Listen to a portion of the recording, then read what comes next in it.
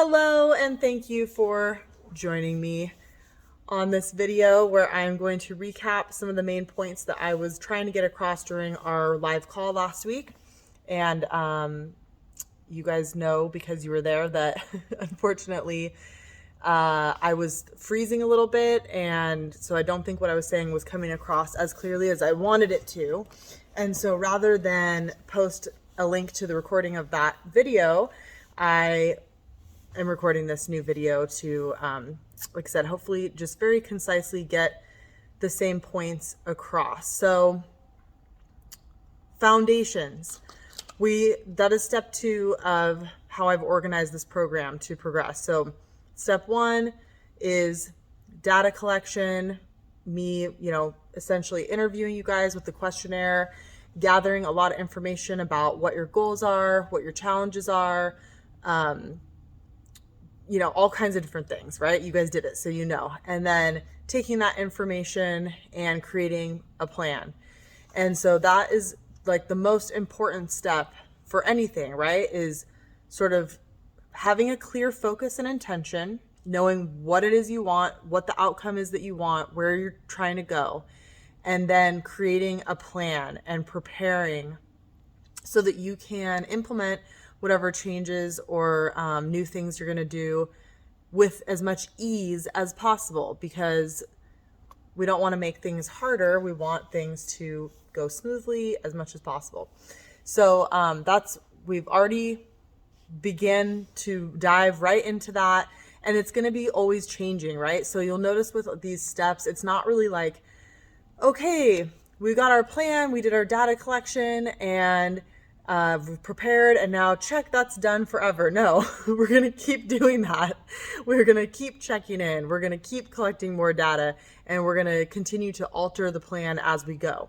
And then step 2, which was the focus of our call last week, foundation. So looking at things that are fundamental, not only to our health and fitness and weight loss, if that's a goal, but also to our mental state. And our mental state is so extremely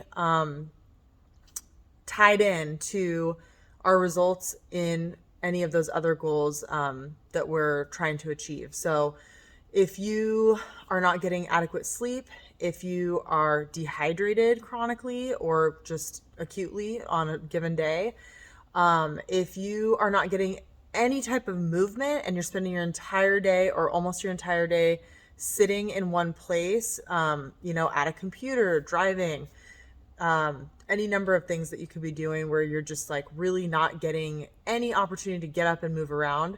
And then also stress, which is, again, all these things are so tied in together.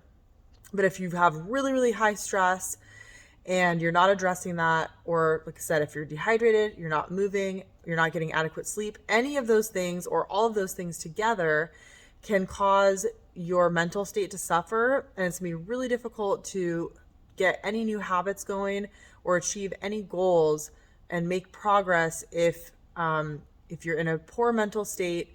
And then also from a physiological standpoint, there are reasons why it could be difficult to improve your fitness and lose weight if you're not getting enough sleep, if you're chronically stressed out, like hormonal chemical things that can happen in your body that could slow down or actually even prevent you from being able to make progress. So that's the public service announcement portion.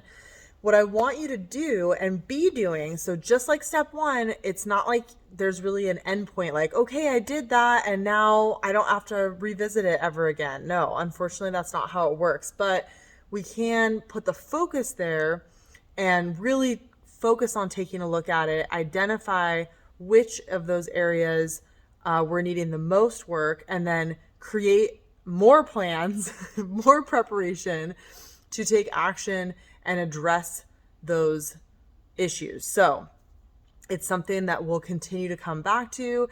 If, for instance, this happened to me today, if you find yourself feeling off, feeling in a bad mood, just feeling like you're not feeling as optimistic or as hopeful about achieving your goals as maybe you felt before, that's a good opportunity to check in with yourself and ask yourself those questions. Have I had any water today? How was my sleep last night? Am I exhausted? Am I extra stressed out?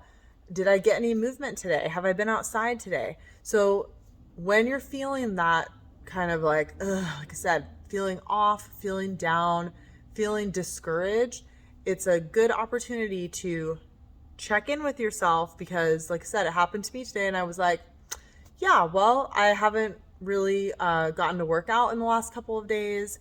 I had a really busy weekend. I'm really tired. My sleep was not so great. I was up late, being the Easter bunny, way later than was probably appropriate. And so even if like there's no magic that I can do to like suddenly be less sleep deprived, or I still was not able to go get a workout in today, although that could be something where you might go, oh, you know what? If I have the opportunity, I'm going to go get some movement in. I did get some movement in. But even if you can't fix it right now today, just having that awareness can be a relief, because it allowed me to feel like, okay, well, this is why. And now moving forward into my week, how am I going to prioritize getting my workout and improving my sleep, those are the two things for me that I was like, wow, yeah, I can really see once I bring some attention to that those two areas are lacking and probably causing me to feel this way. So just having the awareness, though, it was like, okay, yeah, it's okay. Everything's still on track, and there's a reason why I might be feeling a little, like my mood is being affected by those things. So I want you to get in that habit of checking in with yourself frequently about these things. And what I want you to do, and hopefully what you've already been doing, is looking at those things, locomotion, just moving your body, just in basic ways, dancing, walking, swimming, biking, stress management, quality sleep, and hydration. So four things, and noticing which of those things for you are needing the most attention. So for some of you guys, you drink water. People tend to be kind of either or on this. So it's like, I've got people who never drink water. Just like, I never drink water. I can't remember to drink water. I don't like drinking water. And then I've got people who are like, yeah, I drink plenty of water. I drink water throughout the day. Staying hydrated is not a problem. Okay, so just look at what it is for you. And if it's all of those things, then pick two to focus on at a time. So if you do struggle to drink enough water throughout the day, get a big water jug. And so again, then we're back into these planning and preparation steps that you can take to make getting into action much easier, and just to be reminded about it throughout the day. So you can get a big jug of water and carry it with you around, or you might put it into your calendar where like a little alarm goes off and reminds you to drink a cup of water, morning, mid-morning, lunchtime, evening, whatever those things are that you might do. And if you need help, identifying some things, or figuring out some tools that you can use to improve in those areas, then definitely reach out to me, because I have tons of ideas and tools for helping get you on track. And then, let's say that it is sleep. There are things that we can do, like getting the electronics and, the TV, not so much. It's mostly the computer, tablets, and smartphones, having them, not like in our beds. Even if you want to scroll through and look at it, it's going to look different for everybody. But the main thing I would say is, like, once you're going to bed or you're getting ready to go to bed, see if you can put it away so that you're not tempted to, like, if you do wake up in the night, start looking at your phone in the middle of the night. I know a lot of people do that.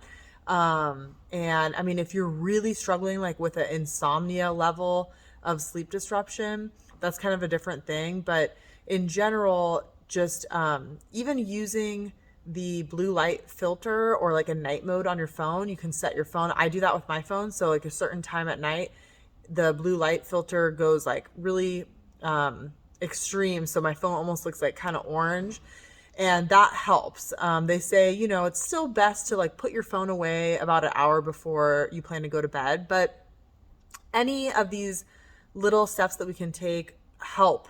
And even, like I said, just having an awareness of trying to create just like some time, a zone of time before you're going to actually go to sleep that is designed to be relaxing, that you're unwinding, and that you're giving your body consistently a signal of, I am getting ready now to rest and to unplug and to go to sleep. So again, those are just a few thoughts, but yeah, technology, just having boundaries with your technology. Definitely you don't want to be like getting pinged where like you're seeing a work email come through while you're in the middle of the time that should be dedicated to resting. Yeah. And there's other ways too. I mean, like all of these things, like I said, are so tied together. So getting exercise is really helpful for getting a good night's rest. And if you're struggling and you're needing help with that, then reach out. And so water, sleep, stress, again, same thing with stress. Working out is a great stress reducer.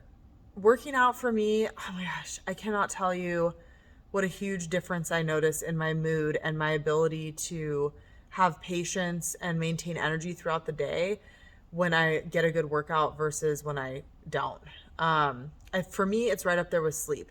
That's not going to be the same for everyone, but that's why I encourage you to find exercise that you really enjoy. And it's just different for everyone. So I'm just somebody who it really, like I said, I like it. It feels really, really good. Not everyone loves exercising the way that I do. But you guys are all pro exercisers. So, that can help with stress, but also just things like breathing. So just, again, having awareness, noticing I'm feeling really stressed out right now and taking a little time out to take 3 deep breaths can make a huge difference. And then also like looking at what is stressing me out. Are there external things that could we set healthier boundaries in some places? Just like I'm saying with work emails, it's okay and it's for the best for your productivity. So even like how well you're going to do your job and for your own health and your own well-being, to set boundaries and then keep those promises, if you will, to yourself of like, hey, from this time to this time, I'm relaxing. And so that means I'm not going to be checking my email. And maybe then that in turn helps with your sleep and helps with your stress. Take a look, if you're really chronically stressed out, take a look at why and think about what boundaries you might be able to set so that you can help yourself manage that stress. And it might mean, giving less time and energy to certain people. It might mean things like limiting how much news you watch. So there's just this huge whole range of things that could be contributing. And so that's really what this week's focus is about, is just looking at all of those things, all of those 4 areas, identifying which are the areas that you could use the most help with right now. Like I said, if it's all of them, pick your top 2. And then really diving into what are the key factors that are preventing you from having a really good relationship with, X, Y, and Z. What factors, or like I said, situations, people, external stimuli, things that you're taking in. Is it Facebook? Is it like people who are driving you nuts? It could be anything, but really like looking and zeroing in on what are the things that I think might be inhibiting me from getting to a place where these things are not going to always be dialed in perfectly. That's not what it's about. But, they're just recognizing that these are very, very, very important things to your mental health, to your physical health, and to your ability to show up your best in the world, at your job, in your relationships. And so making those things a priority and really taking a look at where can they be tuned up. What steps can we take to improve? And so the last one that I didn't dive into too much is, again, like I said, movement. And so that could be just getting up during your lunch hour and taking a 10-minute walk. It can also be parking further away, opting to take the stairs instead of the elevator, doing a 10-minute dance video, taking a walk on the beach, doing your stationary bike, getting in a pool. But whatever those things are, there's got to be movement happening, ideally like 20 minutes every day. But if that feels not doable to you right now, just commit to 5-10 minutes and you'll feel better. Okay. So please, if you haven't, please do take the time to complete the optional homework prompt that I sent. It is optional, but I really, really think that it's going to be worth your while to complete that.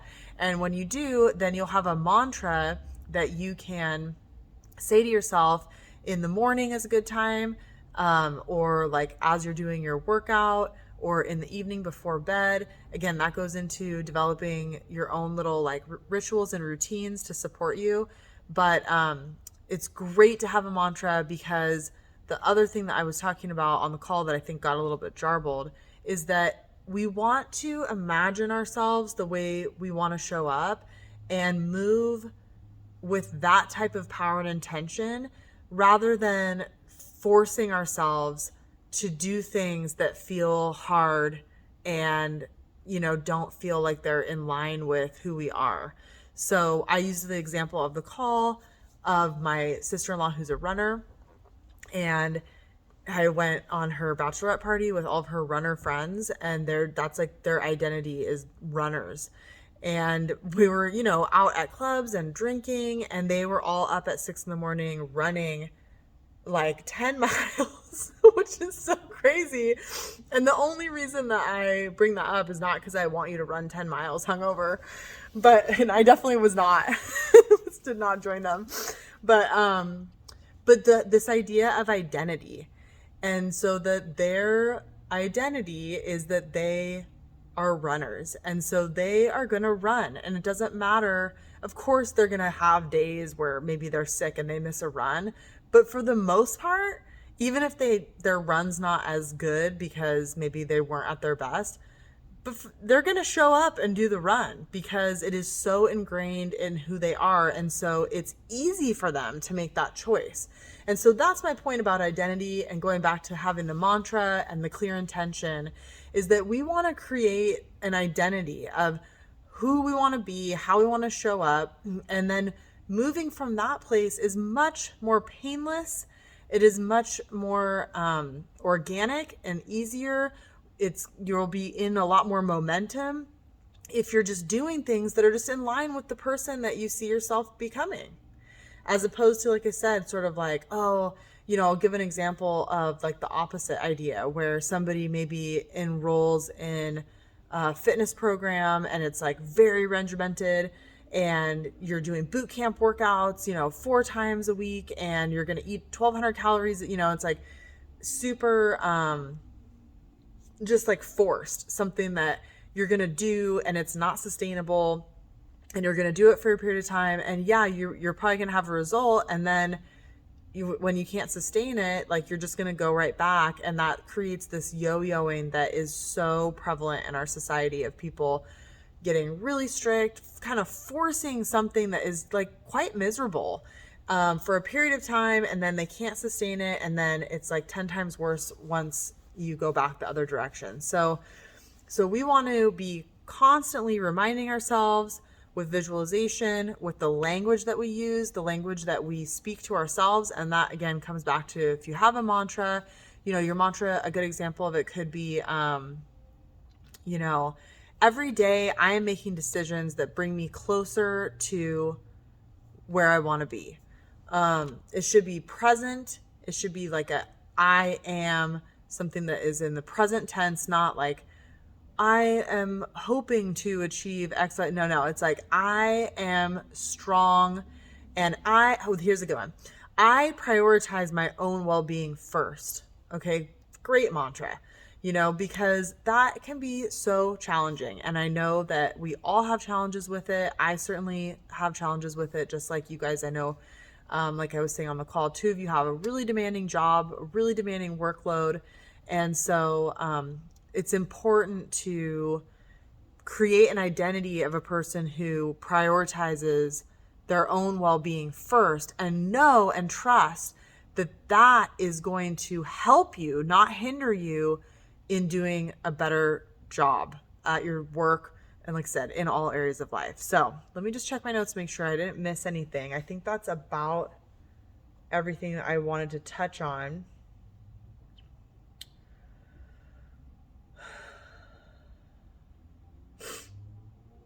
Stay focused in the solution. Again, if you're rested, if you have all these other foundations in place, it's much easier to keep that positive solution focused mindset, but try to stay focused in the solution. If you are struggling, struggles will happen. Look for the solution. Think about, okay, well, what could I do right now? And what could I do this week to help me move forward towards my goal? And then also product goals versus process goals. So a product goal is your goal of like, I want to lose 10 pounds, or I want to run a mile in under 8 minutes. Those are product goals. Product goals are great. We're all identifying product goals, but I also want you to put more emphasis right now on your process goals. So those are those action steps that you are identifying that you need to take in order to move you towards the product that you want. So, and then celebrate those goals. So if you had, if I scheduled 3 workouts for you last week and you completed all 3 of those workouts, that is an amazing accomplishment. That's a goal that you have achieved right now. So those process goals, like I said, just every bit as important, more important. I really want you to focus and really give yourself a pat on the back when you complete those action steps and hit those process goals. So like I said, if you haven't, please do go back and complete the homework. It's really fast. It should take you less than 15 minutes. I know that it'll be worth your time. And you guys already all completed your check-ins last week, so thank you very much for doing that. This week we will have a call, and I'm hoping that I will have resolved. Hopefully my internet connection problem is resolved, and we'll have a nice clear connection. And so I'll be sending out the day and time for that call via WhatsApp. And that was everything that I wanted to say. It wasn't quite as concise and quick as I was hoping it would be, but hopefully quick enough. And if you guys have any questions or any comments about anything that I covered, please send a message through WhatsApp and let me know what you think. And you guys are all doing so awesome. I'm just so excited to work with you guys. We're not even in week 2 yet. We haven't even started week 2. So we're just getting started, and you guys keep up the good work, and I will talk to you very, very soon. Thanks, guys.